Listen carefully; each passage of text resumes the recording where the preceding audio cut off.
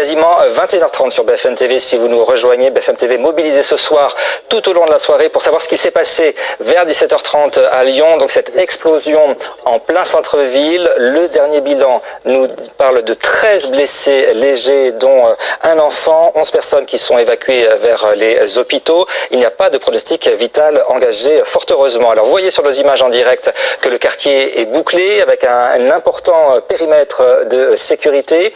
Un homme à vélo avec le visage masqué a déposé un colis léger. Il a pris la fuite et la police, bien sûr, le recherche activement. Il y a une chasse à l'homme en ce moment qui est en cours dans la région lyonnaise. Le parquet antiterroriste est saisi. Le procureur de Paris va se déplacer sur les lieux et le ministre de l'Intérieur, Christophe Castaner, va également à Lyon ce soir. Nous suivrons bien sûr ces déclarations en direct dès que ces responsables prendront la parole. Je vous propose donc tout d'abord de récapituler tous les faits dont nous avons connaissance à ce moment sur cette attaque qui est intervenue en fin d'après-midi avec ce sujet d'Alexis Cuvillier.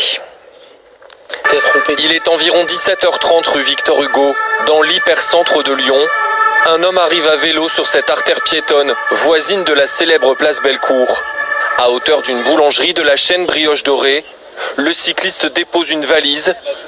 Quelques minutes plus tard, une détonation retentit. Ça a explosé et j'ai cru que c'était un accident de voiture et du coup on s'est approché avec mon ami et en fait il y avait des gens qui étaient en train de se regrouper dans un magasin en face. Il y avait des bouts de fil électrique autour de moi et des piles et des bouts de carton et de plastique et il y a mon ami qui a commencé à faire une crise d'angoisse et d'un coup il y a les sirènes qui ont commencé à débarquer et les pompiers et les vitres elles étaient explosées et j'ai vraiment pas compris ce qui s'est passé. Les forces de l'ordre et les secours arrivent très vite sur place.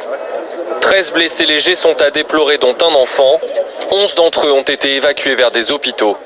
C'est effectivement des gens, des riverains ou des gens qui se promenaient pour faire leurs courses. Une fillette, je crois, mais qui est pareil, blessée aux jambes. Mais a priori, il y a des blessures à travers des bris de verre et de métal. Donc on peut supposer qu'il y avait des explosifs peut-être avec du métal. La piste du colis piégé est privilégiée par les enquêteurs. La section antiterroriste du parquet de Paris s'est saisie des faits. Les caméras de vidéosurveillance du quartier ont saisi l'image du cycliste, le visage masqué par une capuche et des lunettes noires.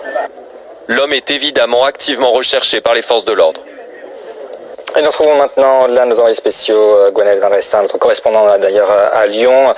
Gwenaël, vous constatez que effectivement les rues sont vides, le quartier est bouclé, les forces de sécurité sont présentes en nombre.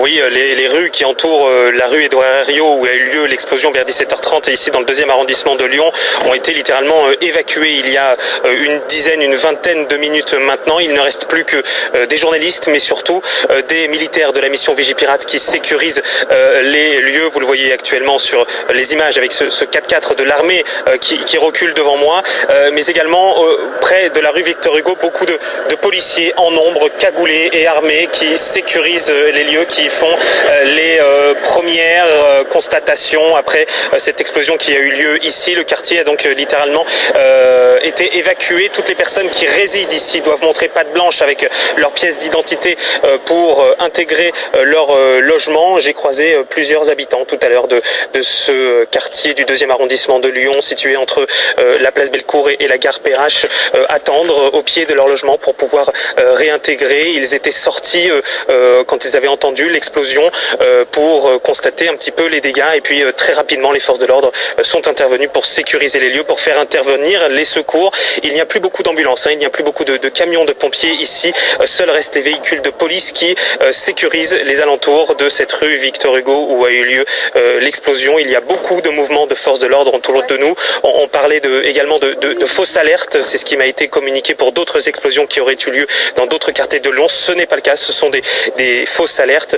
On parle également de plusieurs camions de CRS ou en tout cas de policiers qui ont été réquisitionnés pour sécuriser les rues aux alentours, car ici les opérations devraient être longues et vont durer jusqu'à très tard dans la soirée. Gwenaël Van Restin en direct de Lyon pour BFM TV. On vous retrouve bien sûr dans les prochaines minutes. Gwenaël le disait, Dominique Rizet, il faut d'une part sécuriser les lieux, d'autre part mener le travail d'enquête pour avancer au plus vite, parce que plus on avance dans l'enquête, plus on aura des informations sur le suspect qu'on recherche. Et plus on évitera la répétition de ce genre d'acte si cette personne a l'intention de recommencer ou si cette personne a des complices qui auraient l'intention de recommencer. Oui, donc on cherche cet homme, on cherche à le retrouver et ça c'est la priorité maintenant que les blessés ont été évacués et transportés vers 3 hôpitaux lyonnais différents.